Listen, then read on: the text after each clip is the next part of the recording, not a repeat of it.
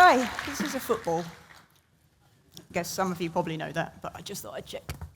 So, who here has played team sports? I mean, with some kind of ball? Oh, actually, that's way higher than I expected. It's like 50% or something. But who is still playing team sports? Like, literally last week or this week? Yeah, I thought that might drop. That's about 10%. But who is actively coaching or training a football team or a sports team? Probably from their kids. Oh, I've got a few here, so this should be a little familiar to you guys. But this is my story from adapting from a player to a coach. I love sports. I play football and hockey for a really big multi-sports club in Utrecht called Kampong. That's soccer and field hockey for anybody in the US. Nothing too dangerous, but still with the ball. And about 3 years ago, playing football, I got a serious knee injury. I destroyed my ACL and my meniscus. If you don't know what those words mean, good. I hope you never learn what they mean. But it was clear from the beginning I would need an operation and a really, really long rehabilitation process. But I wanted to stay involved with my sport. And my partner plays for the football team, so I went along to matches anyway on my crutches. And the team had no coach. So I started timing the substitutions. I live in the Netherlands, as Mary said, so we play exactly equal amount of minutes per person. It's very democratic, so somebody has to have the stopwatch. But naturally, I started to coach the team. And as a player, you're on the field. You can feel the other players around you, and you can really influence the game in real time. You can motivate as needed, whether that's shouting or hugging. But from the sidelines, it's totally different, actually. You have very little influence after the match starts, despite what you see in football managers when they're standing waving their arms around. It really doesn't actually work. Well, not in my team, anyway. So I had to start watching the game in a different way. First, a bit about my football team. We play 7-7 across a half pitch, and it's an over-30s league. But this is actually the ultimate self-organizing team. Every year you can pick which role you want to be. You want to be team manager, you want to be captain, you want to put the balls away every training, there's a technical committee. We vote on these positions, you can volunteer them, and we make these agreements every single year. But most players in my team took up football over the age of 35. So that means we're not really going to turn into pro England or Dutch players with our technical skills. So you really have to not focus on the skills because they have a very limited influence. And that's actually okay. Because good teams need more than individual skills. And directly after my knee operation, which being in the Netherlands was very fast, so roughly 2 months after being injured, I had a lot of time literally with my feet up, trying to let my knee regrow itself. And I began to read quite a lot on sports psychology. I had read a little bit, you know, when you're studying computer science and somebody says, oh, you need to go study this whole other module that's nothing related to you, but may be useful for your life later. Well, one of mine was psychology that I did, so some of these concepts were a little familiar. Thank you, computer science people, who think we also need to learn about life. So my earlier training, because I did like training my football team. Oh, I did play football as a kid, by the way, so I had a slight advantage over the rest of my team. My earlier training had focused on more technical skills, but after reading the sports psychology, my coaching really shifted to how can I make these players work better with each other? What are the player interactions? What are the team dynamics? And how can I help these players adapt to each other and help each other and motivate each other? Because I'm standing on the sidelines here. But this is totally relatable to engineering teams and all the teams you might be in, actually. If you're in a one toe in a dev team still, but also in a team of leads or in a management teams, there's always teams you need to work together and try to get the best of each other. So keep all of your teams in mind during the rest of the talk. So this is sports psychology's most famous quote, actually. And if you look it up on the internet, you can see it's attributed to many, many different people. Most of them American sports coaches, but also to Michael Jordan, and actually he looks the best on the slide, so I picked him. And all of these people say is the game is actually 80% mental and only 20% physical. So even this guy was, okay, it depends, one of the best basketball players in the entire world, definitely top 5, I guess some people would argue, probably top 2. He's saying his skills only account for 20% of his performance, and the other 80% is all in your head. And if you equate that to engineering teams, you're saying that 20% of our performance as a team is actually coming from technical skills. And the other 80% is the decision-making we're doing, the handling the stress and the motivation.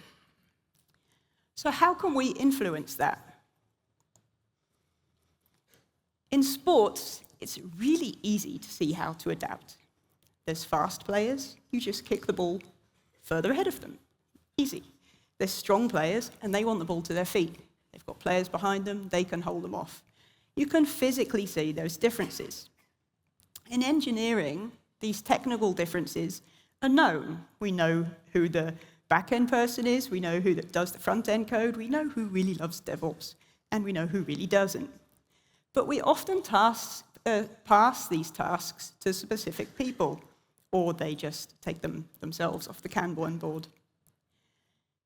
But for both sports and engineering, the mental and emotional patterns are actually less visible. You have to look for them.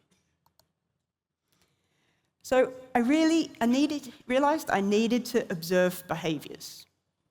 And I needed to watch people, not actually the game.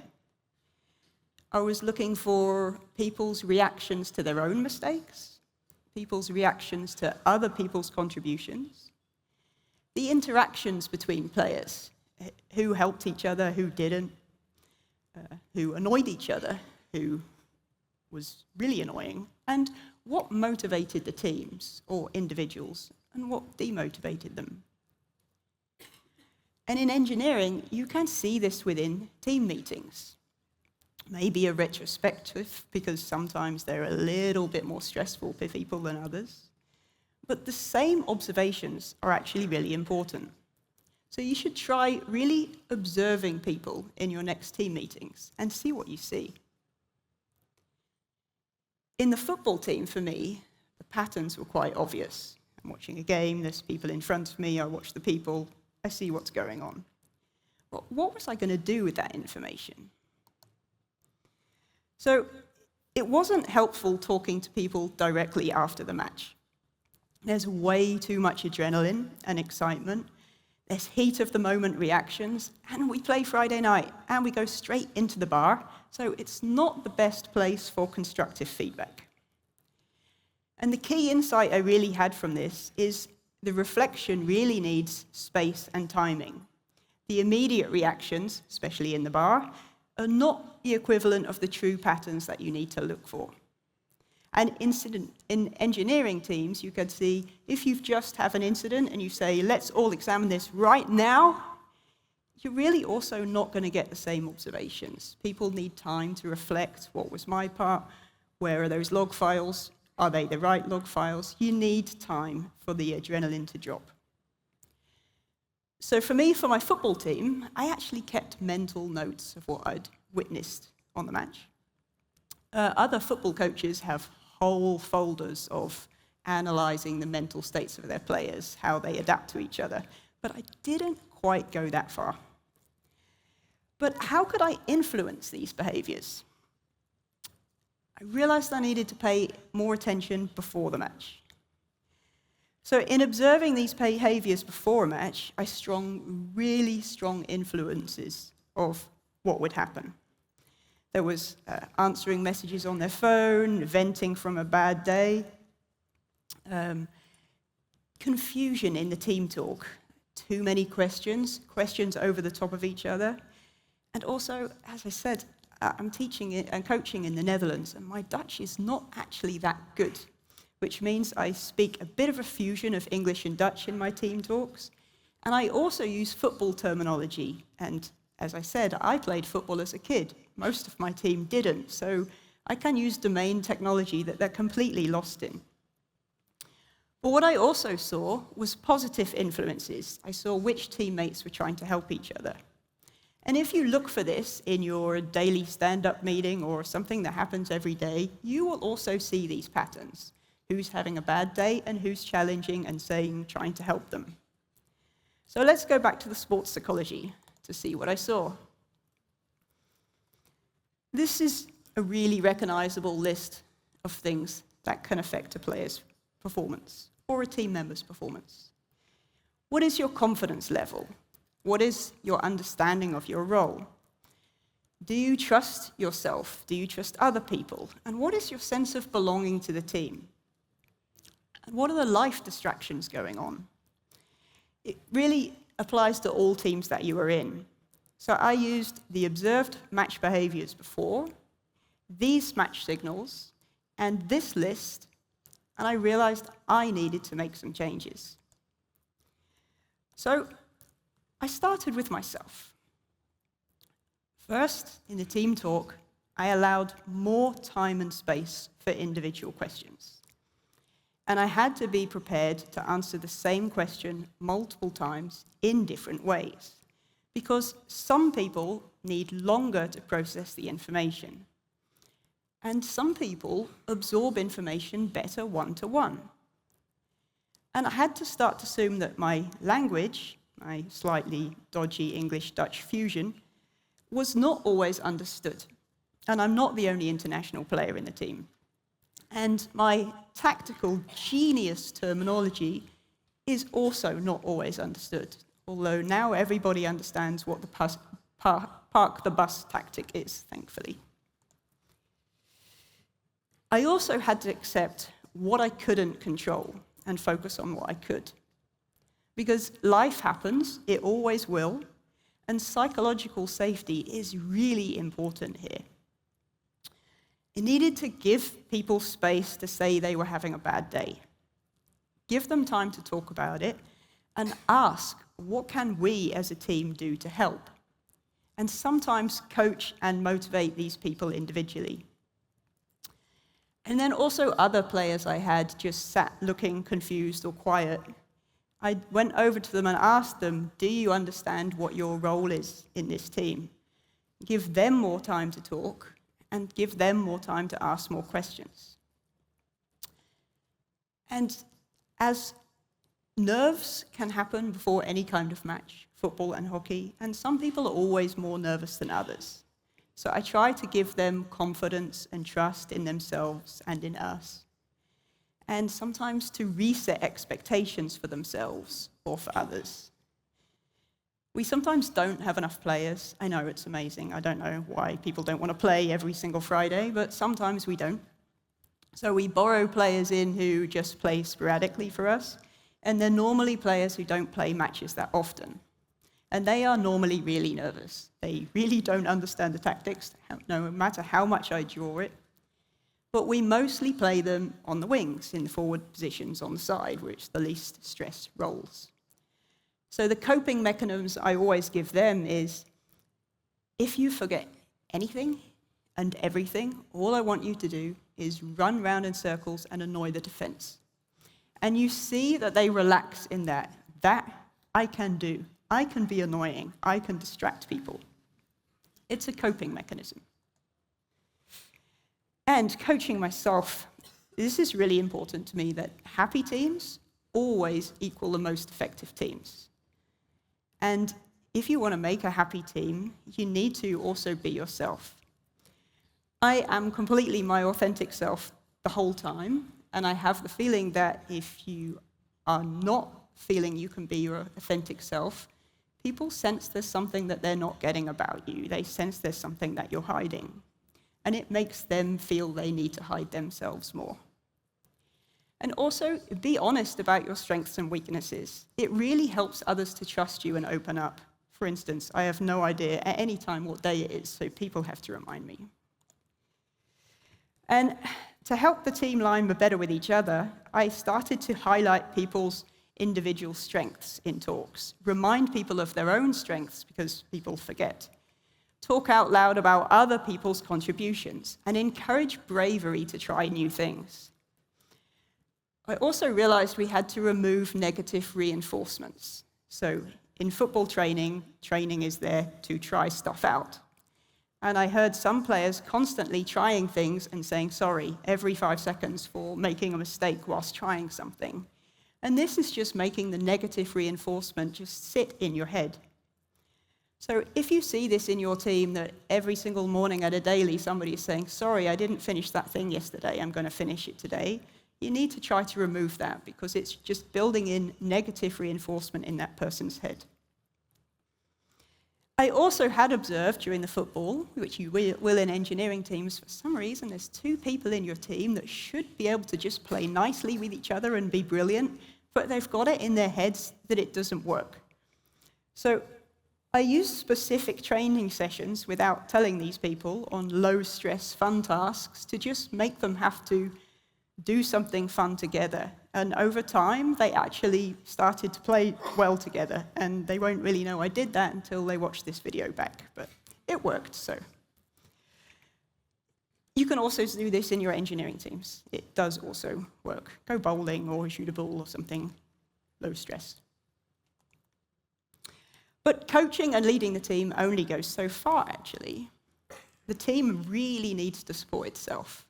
You're not always there. I think Charles mentioned it this morning in the cloning himself talk. You can't make yourself more many people than you are. You're not always going to be there, so your team need to handle this. And you need to guide them to help them to learn about each other. You need to encourage them to share their user manuals. I know there's been a couple of other sessions about user manuals. And these are really the communication preference that you have as a person and how you handle feedback, how you want to receive feedback, and what gives you energy and demotivates you. These are things your team need to know about each other in order to adapt to each other. These user manuals are really, really critical because they help the players to learn about each other. They help them support each other, and they will continue adjusting, especially when you have AI teammates in there too, and you also need to adjust to them. So try making a session to get your players to teammates to introduce themselves to each other with these user manuals, maybe an agile session or some kind of meeting. Because great teams don't rely on a coach to be there. They really need to actively learn how to work with each other. And to coach a high-performance team, you actually need to challenge your own behaviors. So, some challenges for yourself. Are you seeing the signals within your own team or teams? Are you seeing that someone is saying, I'm fine, but they're clearly not? Or, you seem a little stressed. No, I'm not stressed. Are you seeing that? What are you doing about that? What will you do? And try to lead by example. Be present. Put that phone down during meetings. Unless it's an outage, then I guess it's okay. Be open and ask for help from others. People really like to help you. If you're in a senior role and you ask somebody junior for help, do you know how much reassurance and trust that gives them? Let yourself ask people for help. And also adapt your communication. One of the other talks yesterday also mentioned it. I speak very British English.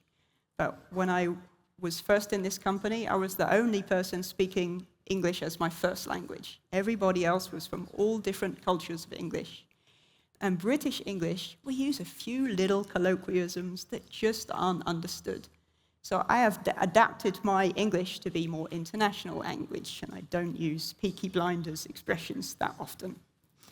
And also, very funny story, when you move country, sometimes you can just be standing around and everybody else is laughing about a joke related to something on TV when they were kids, and you have no idea what is going on. So adapting your communication and your jokes for other people is quite good. But also, do you have a way to reset yourself when you're not at your best? do you need a mental skills game plan to keep yourself in the game? So we're going to go back to the sports psychology learnings here. A mental skills game plan is used by sports people to cope with pressure and allow them to focus and refocus. It's not a theory, it's a practice. And the best performers that you see at top-level sports, they aren't reacting in the moment to what's going on. It's something they have prepared and practiced of how to handle situations.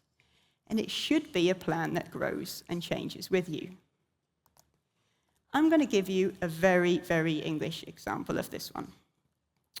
When who doesn't know who Chloe Kelly is, by the way, here? Then ask an English person near you who knows what this is. That's good type. Okay, she's an English women's football player. And she has a mental skills game plan that she uses every time she takes a penalty or a free kick. And I'm going to attempt to demonstrate it without injuring anybody or losing this slide clicker. I put it there, remind me that in a sec. So, when she's about to take a penalty, like in a World Cup final or a European Cup final, she starts like this.